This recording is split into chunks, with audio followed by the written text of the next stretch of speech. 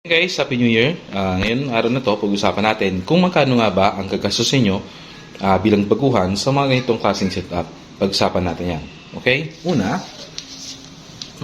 yung ating receiver. So, ito, i-disregard mo natin ito.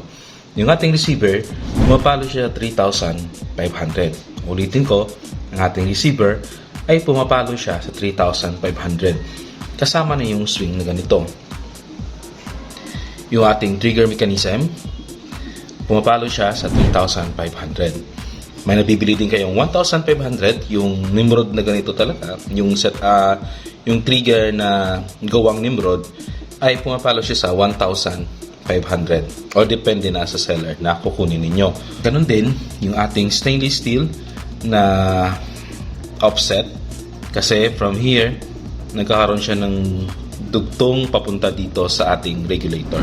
Ang offset natin, pumapalo siya ng 1,500 to 2,500. Yung ating regulator naman, may nakukuha kayong 800 pesos sa Shopee o Lazada. Ganon din ang ating tank. Ito kasi ay heavy duty na tank. Nakuha ko siya ng 2,000 plus. Kasama ito is 3,000. Pero may makukuha kayong 1,200, no, depende sa setup. So alam nyo na yung kung saan kayo makakamura at anong klaseng setup gusto niyo. Yung barrel natin, kukuha tayo sa Cebu, mapala siya ng 4,000 to 4,500. Yung kulata naman natin, yung ating kulata naman ay pag tropa ninyo ay nagsisimula siya ng range ng 1,500 to 2,000 pesos. Ito naman ay kahit na wala ng ganito ay okay lamang. Ito yung nilagay ko lang para na pag maglalakad ako ay meron kong pwede ko siyang ilagay sa aking shoulder. So ito ay sa laptop lamang. Tapos ito nabibili din to or ginagawa sa Lazada. Mura lang, 100 plus lang. So itong kasimple yung setup na pwede natin gawin. Pwede ulitin ko yung kailangan lang natin is yung receiver, offset, trigger mechanism, yung ating panumpit, yung ating regulator, kasama yung tank. May nabibili itong mura. Tapos yung ating kulata or yung buttstock natin.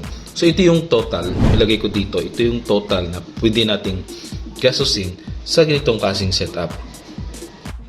So yun guys, meron pong lagayang bala dito. Actually ito ay nakaset up na siya sa paniksay. So pwede rin itong palitan ng panumpit para naman design siya para naman magamit natin sa pang plinking or hunting. Yan. Ito yung output niya. Output niya is 2,000. And guys, binibutasan dito na para mas magaan siya. So, sa simpleng setup guys, magkakaroon kayo ng sarili nyong unit na hindi kayo mapapamahal. Yan. So, either pwede nyo palitan ito pang tiksay or yung panumpit na pang plinking or pang hunting.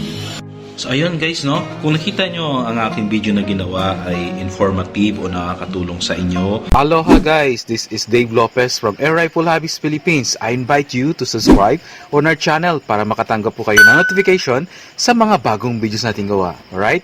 Maraming salamat po. So, sa murang halaga, ay magkakaroon na kayo ng ganitong unit. No? So, pwede kayong bumili online. Pwede kayong mag-assemble lang. And maganda kasi COD siya. So, matatanggap kayo, tapos doon nyo na ibabayaran. Ayun guys, maraming salamat po.